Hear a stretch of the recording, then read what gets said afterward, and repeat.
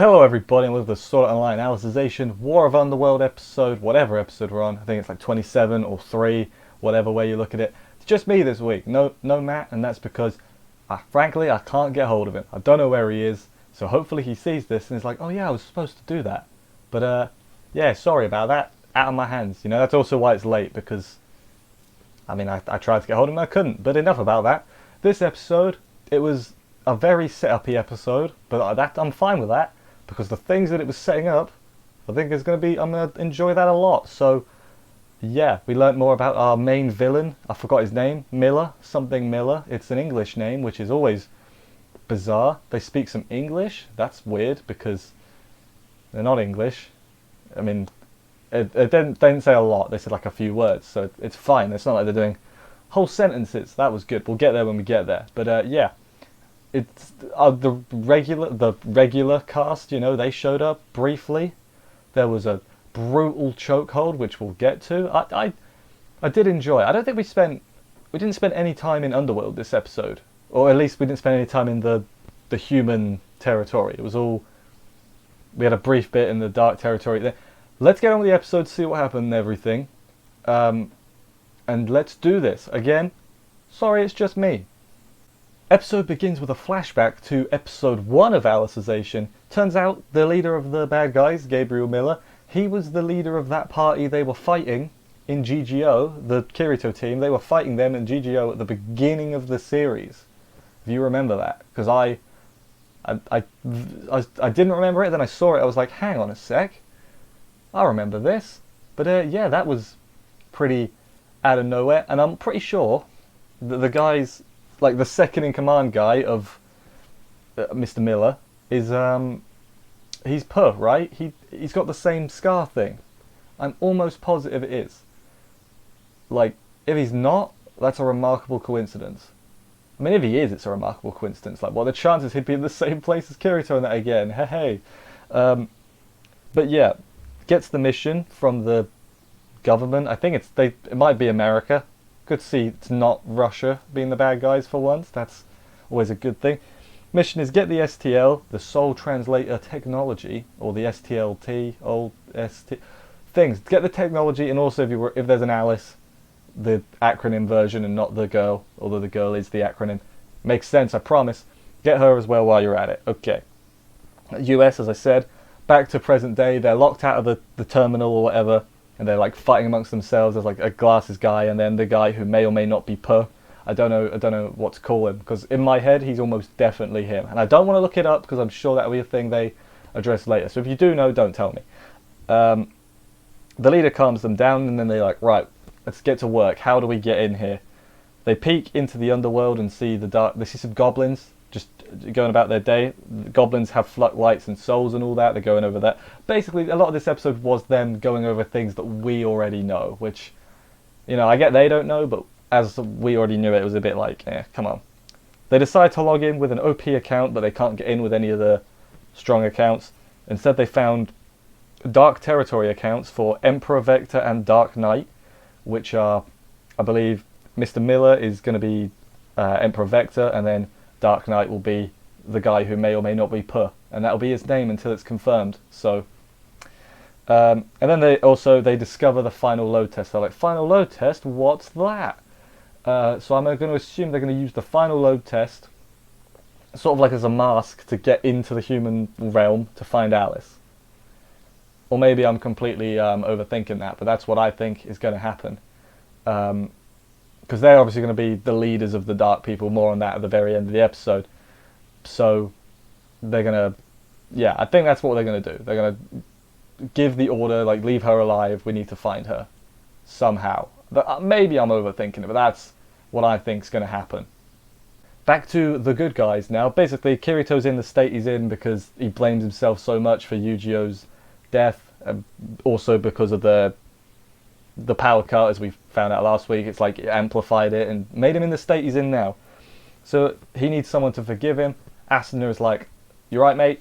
I'll go into the other STL. I'll go into the underworld." So yeah, then they reveal the final load test to her and everything, where they're like, "Here, the monsters are all going to attack and everything." Alice might get killed, you know, stuff might happen. Ideally, we need something to prevent that. So they need to eject Alice at to the control room, the sub control room. Eject her cube to the at the world end altar which is what they told Kirito to do. But now, of course, Kirito is in the condition he's in.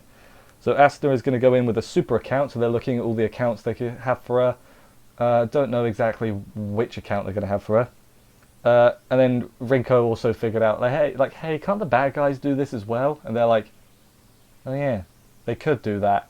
And then they're like, but they'll have to use a level 1 account. And then like, unless. But then they don't say the unless. They don't tell the others like, oh, they might be able to get into the dark account. Why weren't they locked? Why weren't the dark territory accounts locked? Like the other super accounts.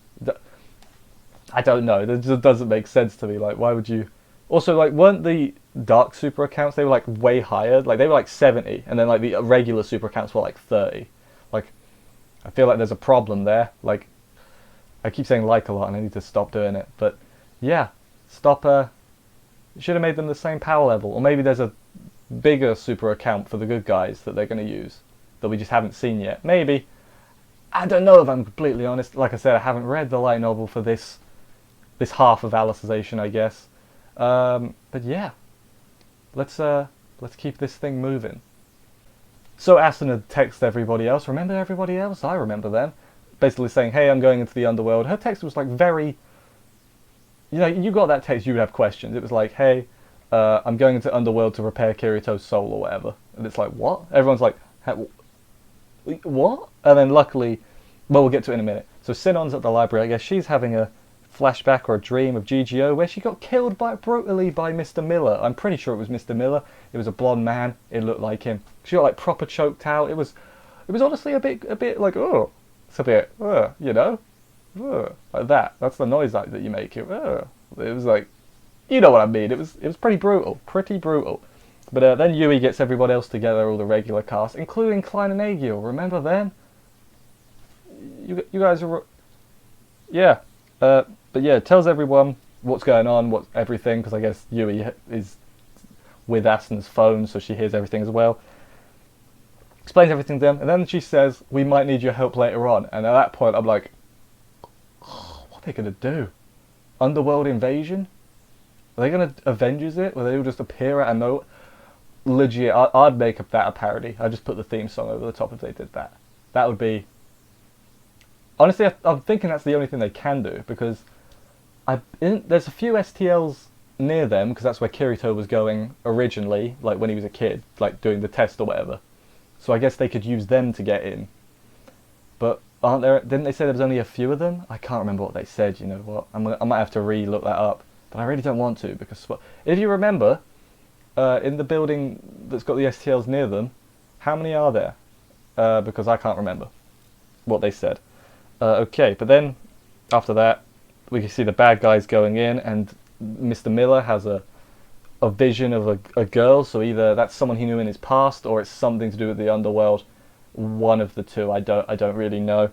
I'm thinking it might be something in his past, like he had a sister that died or something. Maybe I'm just overthinking that. Then during the credits, we get some Dark Knights that we've never met before. They're like, oh yeah, administrator died or whatever. And then we're like, oh, the guy says this is the perfect time, and everyone's thinking, oh, this is when the invasion starts. Like, no, it's the perfect time to discuss peace. You know, Berkuli's all right. We can discuss peace and all that. And then he proposes to this woman. I'm just sitting there thinking, you two are probably going to die. You know what? Because they're like, we've got to take out the opposition to our peace agreements. And I'm just sitting here like, oh, I feel like the bad guys are going to kill you. You know, like. Lord Vector, or whatever we should call him. But yeah, then the Dark Throne opens, and that's where Emperor Vector, not Lord, Emperor Vector and the Dark Knight may or may not be are. So that was the end of the episode. As I said, a very set-up-y episode, but the stuff they set it up, that works. So I guess next week, Asuna will log in, or we'll go back to Alice, because of the acceleration or whatever. So maybe we're gonna. This is like Asuna's about to log in, but now we're gonna see happened from Alice's point of view until she logs in, if that makes sense. So like they're gonna sync up once she logs in, but at the moment they're not synced up. Maybe I'm overthinking that. Maybe she's just been flying on the dragon this whole time and it takes a while. Who knows? But yeah, setup episodes are necessary, you know, and I think when this series gets proper going into the meat of it, I think it's gonna be good. Well, you know what I mean. When it's when all the pieces are in play, it's gonna be cool. I've just got my gut's telling me that the final battle part, I think we're just gonna have it. It's gonna be a war, isn't it? It's in the title, War of Underworld. So I think it's gonna be good. I'm very excited. Anyway, thank you everybody for watching this review. Apologies that it's just me. I'd like to say I'd like to take the blame, but it's definitely not my fault this time. But yeah, hopefully both of us will see you next week for another episode. I use the word hopefully because I haven't heard anything, so we'll see you next week hopefully. Take care everyone. Subscribe and stuff and like and comment because YouTube likes it when you do that. And bye guys.